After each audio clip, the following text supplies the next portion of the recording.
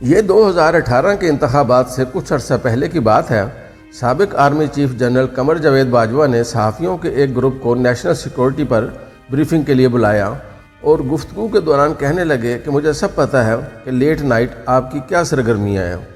یہ سن کر وہاں موجود کچھ صحافیوں نے ایک دوسرے کو سوالیہ نظروں سے دیکھا اور پھر ایک ساتھی نے یہ کہہ کر بات گول کر دی کہ ان سرگرمیوں کا نیشنل سیکورٹی سے کوئی تعلق نہیں۔ تھوڑی دیر بعد باجوہ صاحب نے اپنی انگلی کا رخ میری طرف کیا اور کہا کہ مجھے یہ بھی پتہ ہے کہ آپ کن کن غیر ملکی سفیروں کو ملتے ہیں۔ یہ سن کر میں مسکرایا اور فوراً جواب میں کہا کہ جناب ہم انہی سفیروں کو ملتے ہیں جن کو آپ بھی ملتے ہیں، فرق صرف یہ ہے کہ آپ انہیں ملاقات کی دعوت خود دیتے ہیں اور ہم ان سے ان کی دعوت پر ملتے ہیں۔ باجوہ صاحب کو اس قسم کے جواب سننے کی عادت نہ تھی۔ انہوں نے پینترا بدلا اور کہا کہ مجھے یہ بھی پتہ ہے کہ آپ کتنی تنخواہ لیتے ہیں، پھر خود ہی لقمہ دیا اور کہا کہ آپ کی تنخواہ تو میرے سے بھی زیادہ ہے۔ میں نے بولنے کے لیے زبان کھولی تو باجوہ نے کہا ہاں آپ کہیں گے کہ میری مراعات بہت زیادہ ہیں، ملازم بہت زیادہ ہیں، لیکن تنخواہ تو آپ کی زیادہ ہے۔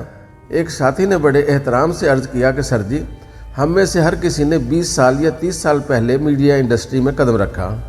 جس طرح آپ کیپٹن سے جنرل بن گئے ہیں اور آپ کی تنخواہ بڑھ گئی ہے، تو ہماری بھی 20-30 سال میں تنخواہ بڑھ گئی ہے اور اکثر ٹی وی اینکرز کی تنخواہ ان کے شو کی ریٹنگ کے مطابق ہوتی ہے، کیونکہ زیادہ ریٹنگ والے شوز پورے چینل کو کما کر دیتے ہیں۔ ایک دفعہ پھر باجوہ صاحب کو جواب پسند نہ آیا اور انہوں نے موضوع بدل دیا، لیکن ایک دل چلے ساتھی نے میری طرف دیکھ کر کہا کہ جنرل صاحب کو ریٹائرمنٹ کے بعد ایک بڑی سی پینشن ملے گی اور ہمیں کچھ بھی نہیں ملے گا۔ جنرل باجوہ کے پاس ٹی وی اینکرز کی تنخواہ کے بارے میں اکثر اوقات غلط انفارمیشن ہوتی تھی، لہذا ایک دن ہمارے ایک اینکر دوست نے انہیں غلط ثابت کرنے کے لیے سیلری سلپ اپنے ساتھ لے گئے۔ کچھ دنوں بعد ایک کیس کی سماعت کے دوران اس وقت کے چیف جسٹس ثاقب نثار نے بھی اینکرز کی تنخواہوں کا معاملہ چھیڑ دیا۔ انہیں بتایا گیا کہ تمام اینکرز کی تنخواہوں سے بھاری انکم ٹیکس کٹتا ہے اور وہ انکم ٹیکس ریٹرنز میں اپنی آمدنی اور اثاثوں کا باقاعدگی سے اعلان کرتے ہیں۔ اگر کسی نے غلط بیانی کی ہے تو FBR سے انکوائری کرا لیں۔ ان کی تسلی نہ ہوئی تو انہوں نے مجھے کہا کہ آپ اگلی پیشی پر سیلری سلپ لے کر آئیں۔ میں اگلی پیشی پر اپنے بینک اکاؤنٹ کی مکمل تفصیل لے گیا اور بھری عدالت میں چیف جسٹس کو پیش کر دی۔ یہ واقعات آپ کو اس لیے سنا رہا ہوں کہ کچھ دن پہلے IMF نے حکومت پاکستان کے سامنے بھاری پینشن لینے والے سرکاری ملازمین کی ایک فہرست رکھی ہے۔ یہ وہ فہرست ہے جو قومی اسمبلی میں پیش کی گئی تھی۔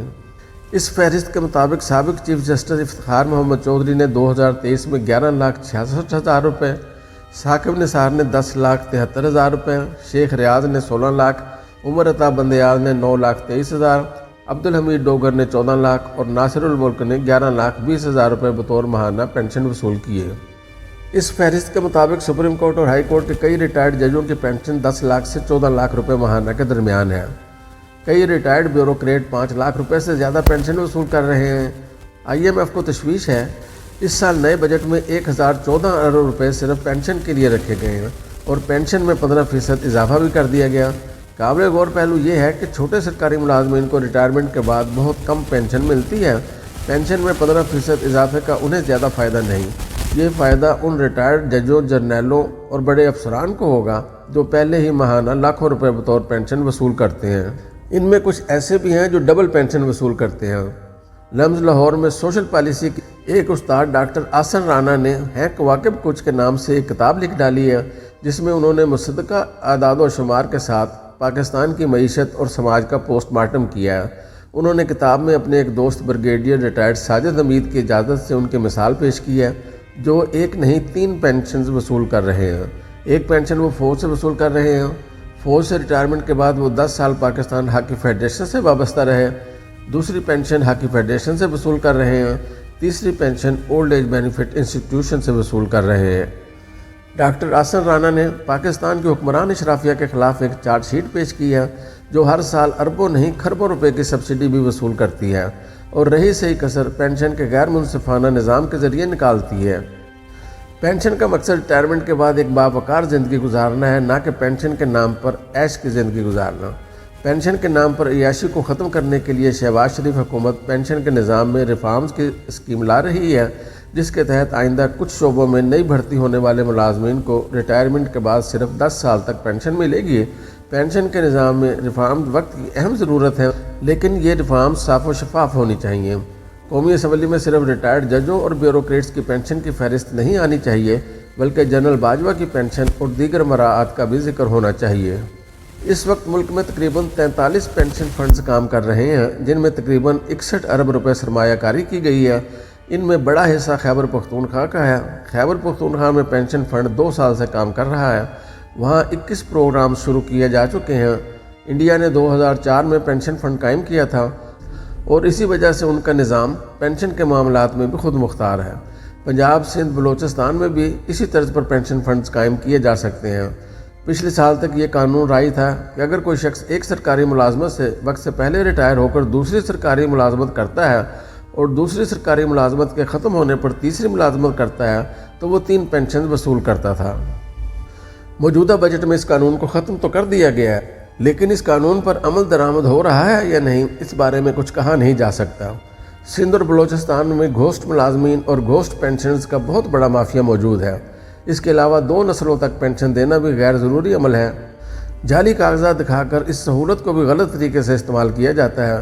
زیادہ بہتر یہ ہے کہ ریٹائرمنٹ کے 20 سال تک پینشن دی جائے اور اگر ضرورت ہو تو 20 سال مکمل ہونے پر اس کا دوبارہ جائزہ لے لیا جائے، لیکن یہ سہولت بھی چھوٹے گریڈ کے سرکاری ملازمین کے لیے ہونی چاہیے۔ ہمارے حکمران IMF کو برا بھلا کہتے رہتے ہیں، جبکہ IMF کا سوال بہت سادہ ہے کہ اگر پیسے لوگے تو واپس کیسے کرو گے؟ جس ملک کی سود کی ادائیگی ٹیکس آمدن سے بڑھ جائے، اس کے سرکاری ملازمین پینشن جیسی عیاشی سے لطف اندوز ہو رہے ہوں تو IMF کا اعتراض کرنا تو بنتا ہے، کیونکہ یہ عیاشی مزید قرض لے کر کی جائے گی۔ پینشن کے نام پر ملازمین، گاڑیاں، سیکورٹی گارڈز، گھر یا گھر کے کرائے تک کی سہولتیں بھی دی جاتی ہیں۔ جب تک ملک معاشی بحران سے نہیں نکل جاتا، ان سہولتوں کو محدود کیے جانے کی ضرورت ہے۔ حکومت نے IMF کو جولائی سے نئے پینشن فنڈز قائم کرنے کی یقین دہانی کروائی ہے، اور اب اس پر کس حد تک عمل ہوتا ہے اس بارے میں کچھ کہنا قبل از وقت ہے۔ پاکستان میں پینشن کا موجودہ نظام طویل عرصے تک چلنے کے لیے پائیدار نہیں۔ مالی سال 2024 میں قومی پینشن کی لاگت 20 کھرب روپے تک پہنچنے کی توقع ہے، اور اگر اس نظام میں کسی قسم کی اصلاحات نہ کی گئیں تو یہی لاگت اگلے 10 سالوں میں 100 کھرب روپے تک پہنچ سکتی ہے۔ یہ لاگت 2002-2003 میں 25 ارب روپے تھی، جو صرف 20 سالوں میں 15 کھرب روپے سے زائد تک پہنچ گئی ہے۔